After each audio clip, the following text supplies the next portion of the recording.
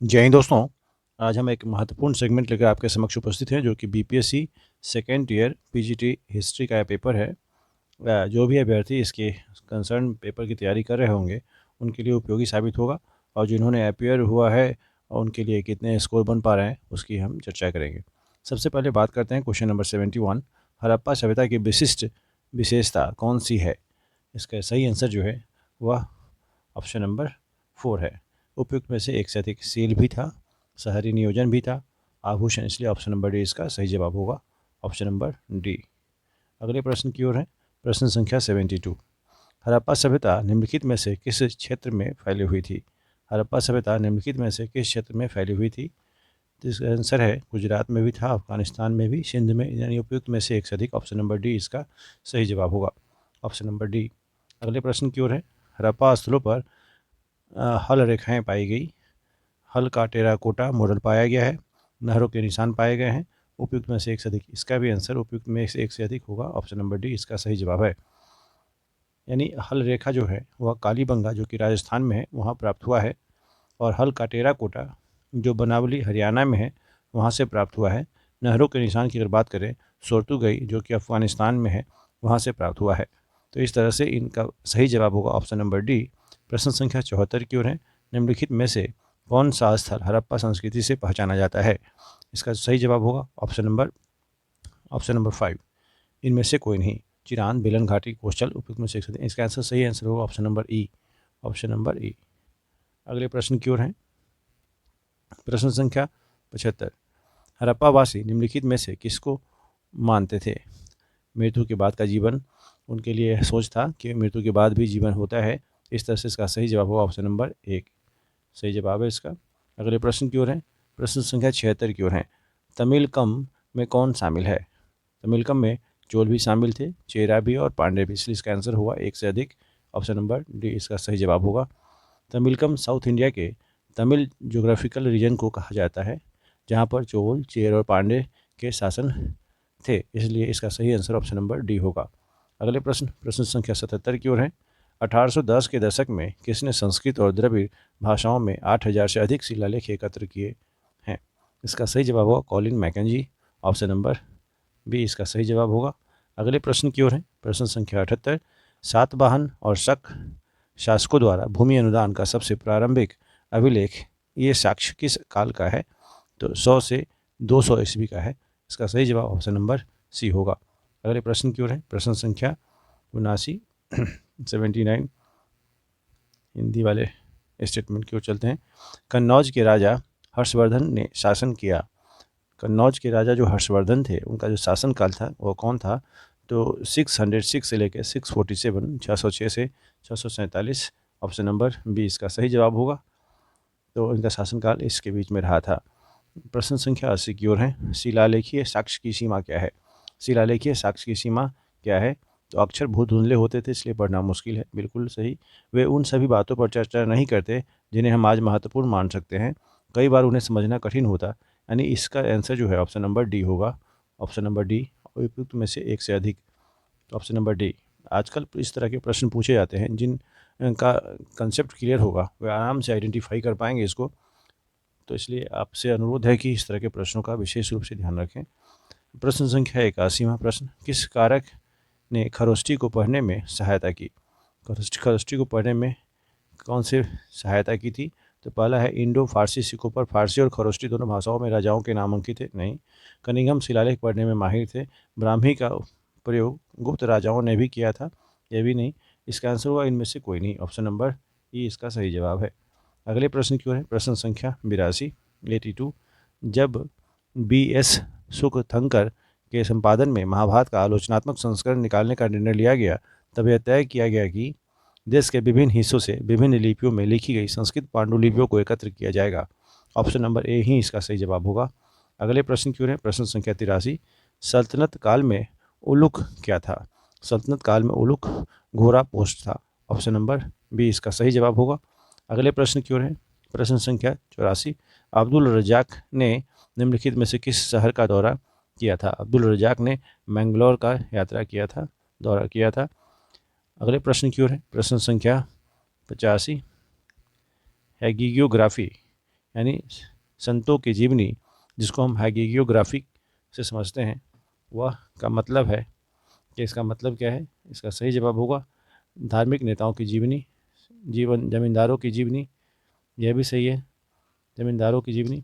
ध्यान रखने की बात है कि ये जो है धार्मिक नेताओं की जीवनी सही है, जमींदारों की जीवनी ये तो नहीं होगा, लेकिन अनुयायियों द्वारा लिखे गए संतों की जीवनी यह भी इससे जुड़ा हुआ है। तो इस तरह से एक से अधिक आंसर हुआ। ऑप्शन नंबर डी इसका सही जवाब होगा। हैगियोग्राफी जो संतों की जीवनी है उसके बारे में हम जानते हैं। वह किसी संत, पोप, धर्म के उपदेशक, पुजारी, संस्थापक, संत, भिक्षु, नन या आइकॉन के जीवनी को कहते हैं हैगियोग्राफी। ध्यान रखेंगे इस बात का। प्रश्न संख्या 86 की ओर। सांची के प्राचीन स्थल के संरक्षण के लिए किस शासक ने धन उपलब्ध कराया था? तो इसका सही जवाब होगा option number D. Option number D यानी एक से अधिक। इसमें सुल्तान जहां बेगम ने पैसा दिए थे। सुल्तान जहां बेगम और शाहजहां बेगम, इन दोनों ने पैसे दिए थे, इसलिए इस दोनों का नाम आना चाहिए। धन उपलब्ध कराए शाहजहां बेगम के सक्सेसर थे सुल्तान जहां बेगम।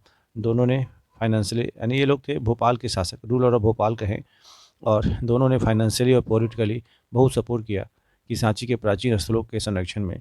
तो इस तरह से इसका सही जवाब होगा ऑप्शन नंबर डी। प्रश्न संख्या 87 की ओर है। इनमें से कौन 5वीं और 7वीं शताब्दी के बीच का चीनी यात्री है? तो फाशियन। ऑप्शन नंबर ए जो है सही जवाब होगा, ऑप्शन नंबर ए। अगले प्रश्न की ओर है। प्रश्न संख्या 88। निम्नलिखित में से कौन सा सही कथन है? अब आपको इसमें से पहचानना है कि कौन सा कथन सही है। तो इसका जो सही जवाब होगा, देखिए, प्राचीन भारत में कुछ शासक क्षत्रिय थे, यह तो सही था बिल्कुल। दूसरा, कुछ शासक गैर क्षत्रिय थे, यह भी सही था। और कोई भी शासक ब्राह्मण नहीं था, यह तो गलत बात है। उपयुक्त में से एक से अधिक, इसका आंसर होगा ऑप्शन नंबर डी, क्योंकि एक से अधिक ऑप्शन इसके सही हैं, इसलिए ऑप्शन नंबर डी इसका सही जवाब होगा। प्रश्न संख्या 89 की ओर है। चारण चरित्र लिखने के लिए निम्नलिखित में से किस सामग्री का उपयोग किया गया?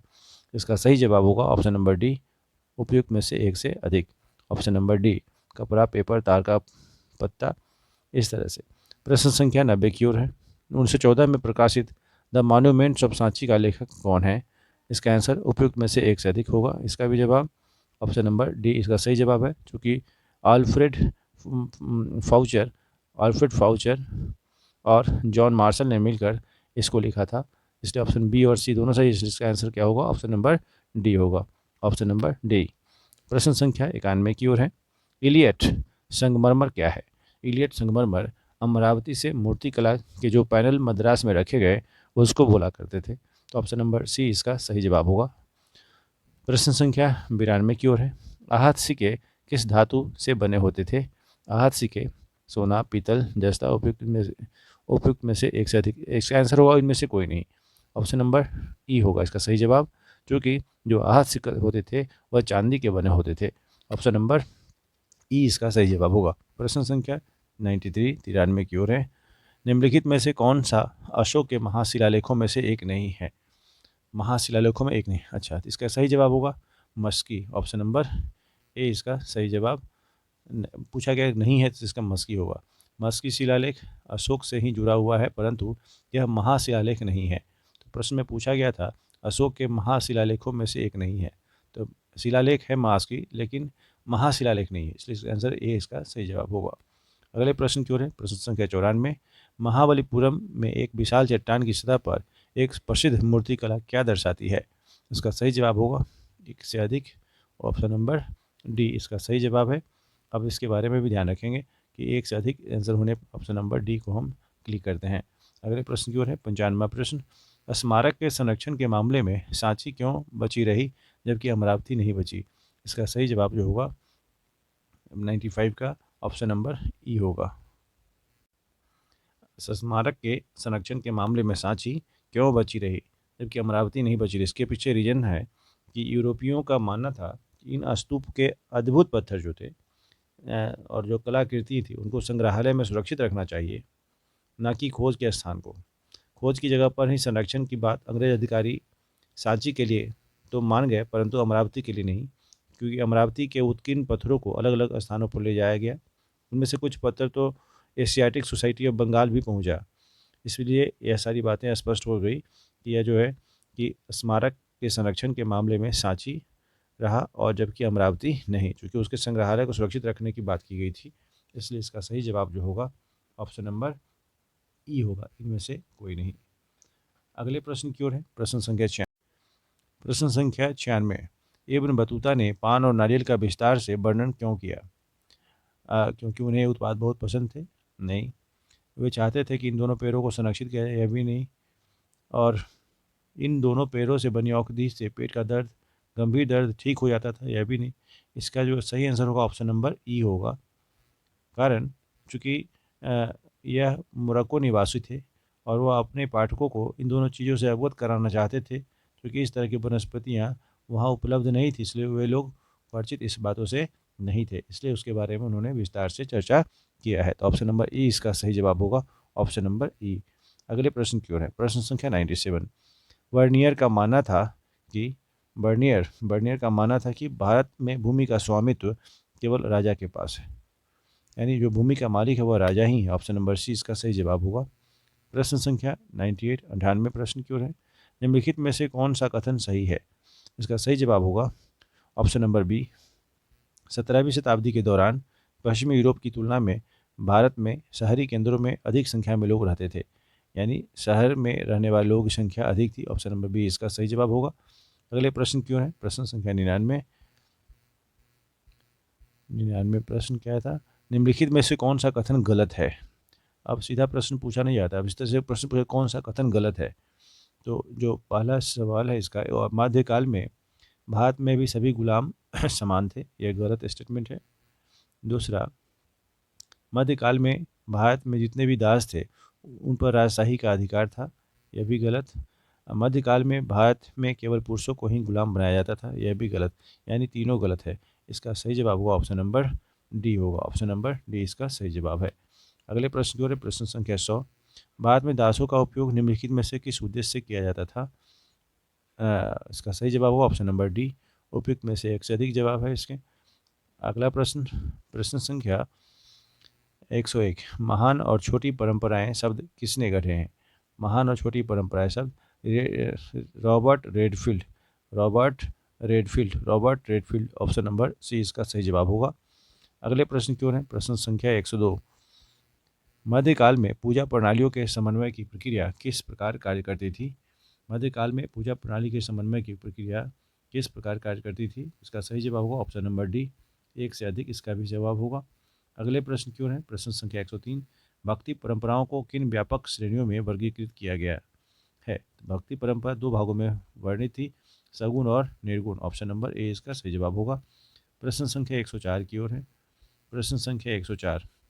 अलवर और नैनार क्रमशः किन देवी देवताओं की पूजा करते थे? विष्णु और शिव, विष्णु और शिव की पूजा करते थे। ऑप्शन नंबर सी इसका सही जवाब है।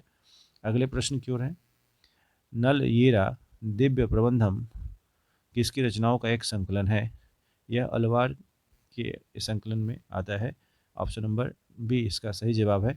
प्रश्न संख्या 106 की ओर है, अंडाल किस देवता की उपासक थी? अंडाल विष्णु, अंडाल जो है वो विष्णु की उपासक। ऑप्शन नंबर ए इसका सही जवाब है। प्रश्न संख्या 107 की ओर है, कराईकल किस देवता की उपासक थी? कराईकल, ऑप्शन नंबर बी इसका सही जवाब होगा, ऑप्शन नंबर बी शिव। प्रश्न संख्या 108 की ओर है, ब्राह्मण बशवन्ना किस आंदोलन के उद्भव के लिए प्रसिद्ध है? प्रश्न संख्या 108 का सही आंसर होगा उपयुक्त में से एक से अधिक, वीर शैव और लिंगायत। ऑप्शन नंबर डी इसका सही जवाब है। अगले प्रश्न की ओर है, प्रश्न संख्या 109। शरिया का शरिया का अर्थ है मुस्लिम समुदाय को नियंत्रित करने वाला कानून। मुस्लिम समुदाय को नियंत्रित करने वाला कानून शरिया कहलाता था, इसलिए ऑप्शन नंबर बी इसका सही जवाब होगा। प्रश्न संख्या 110 की ओर है, 712 ईस्वी में किस शासक ने सिंध पर विजय प्राप्त की थी? इसमें इसका सही जवाब होगा मोहम्मद बिन कासिम, मोहम्मद बिन कासिम। ऑप्शन नंबर सी इसका सही जवाब है। अगले प्रश्न की ओर है, प्रश्न संख्या 111। प्रश्न संख्या 111, सिलसिला क्या होते हैं? सिलसिला सूफी वंशावली को कहा जाता था। ऑप्शन नंबर ए इसका सही जवाब होगा। प्रश्न संख्या 112 की ओर है, अजमेर में चिश्ती दरगाह में निम्नलिखित में से किसके निर्माण के लिए अकबर जिम्मेदार था?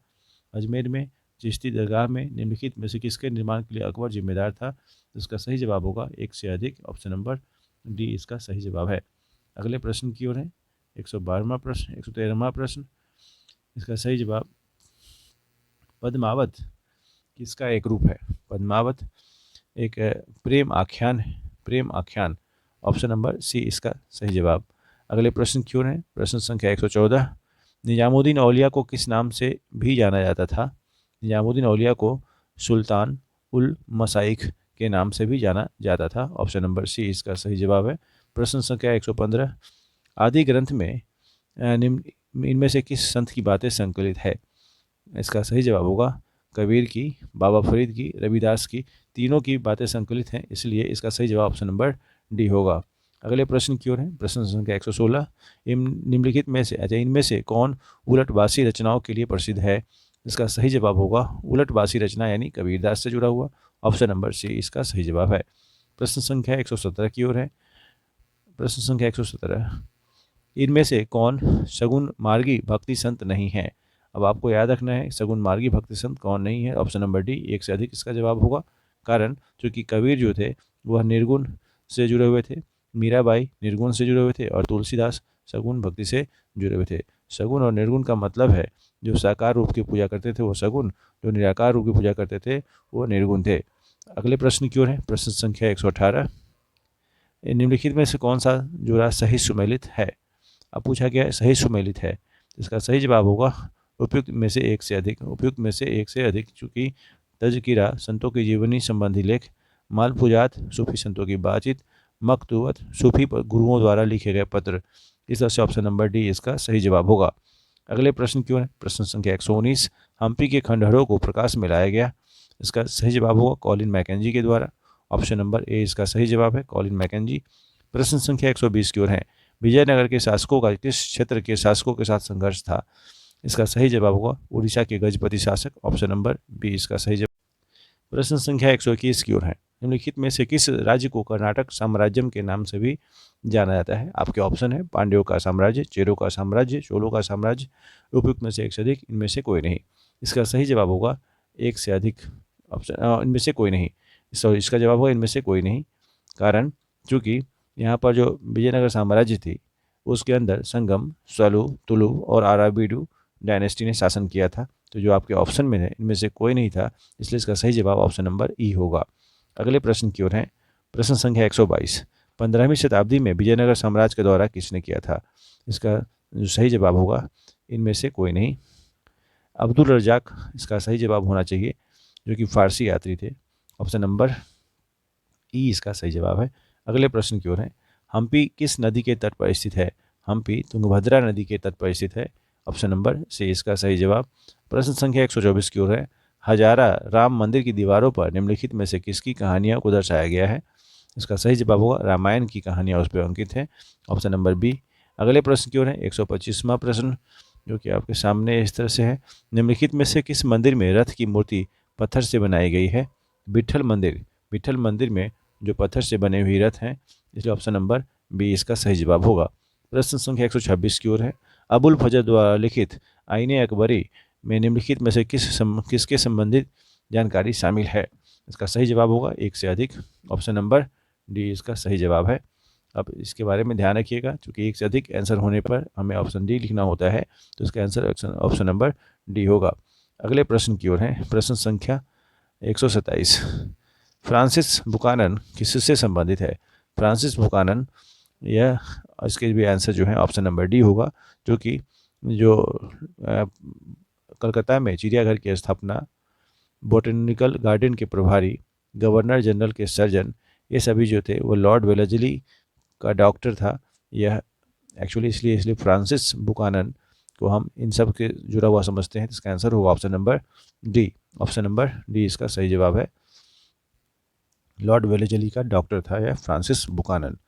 अगले प्रश्न की ओर है प्रश्न संख्या 128। भारतीय कृषि के व्यवसायीकरण ने ब्रिटिश पूंजीपति वर्ग को ही लाभान्वित किया, लेकिन भारतीय कृषक वर्ग को नहीं, यह किसने लिखा है?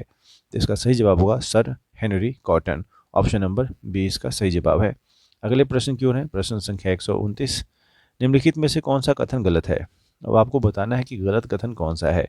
इसका गलत कथन ऑप्शन नंबर डी होगा, क्योंकि इसमें एक से अधिक ऑप्शन होने पर ए और सी, ध्यान रखिएगा ऑप्शन नंबर ए जो है 1862 तक ब्रिटेन में कपास का 90% से अधिक आयात भारत से होता था, यह गलत कथन है। तो पूछा कि गलत कथन कौन है, तो यह भी गलत है। दूसरा, 1857 में ब्रिटेन में कॉटन सप्लाई एसोसिएशन की स्थापना हुई, यह सही स्टेटमेंट है। इसलिए पूछा गया प्रश्न में गलत कौन सा है, तो यह स्टेटमेंट सही है लेकिन गलत पूछा गया, इसलिए इसका आंसर जो होगा ऑप्शन नंबर ए और सी। क्योंकि 1860 के दशक से पहले ब्रिटेन में कच्चे कपास का 3/4 आयात अमेरिका से होता था। तो यानी ए और सी सही यानी गलत स्टेटमेंट है, इसलिए आपका ऑप्शन जो है डी होना चाहिए, ऑप्शन नंबर डी। प्रश्न संख्या 130 की ओर है, निम्नलिखित में से कौन सा युग्म गलत है। आजकल प्रश्नों का पैटर्न बदल गया है, पहले सही पूछा जाता था, अब पूछा गया कौन सा युग्म गलत है। तो याद रखने की जरूरत है कि रैयतवारी प्रणाली दक्कन, यह गलत स्टेटमेंट है। स्थायी बंदोबस्त बंगाल, ये तो सही था।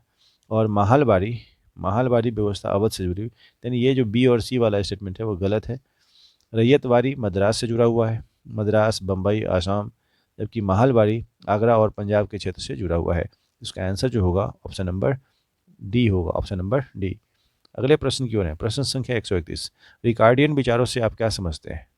रिकार्डियन विचार, जिसमें सुझाव दिया गया कि भूस्वामी को केवल एक निश्चित समय पर प्रचलित औसत लगान पर ही दावा करना चाहिए, यही स्टेटमेंट इसका सही है।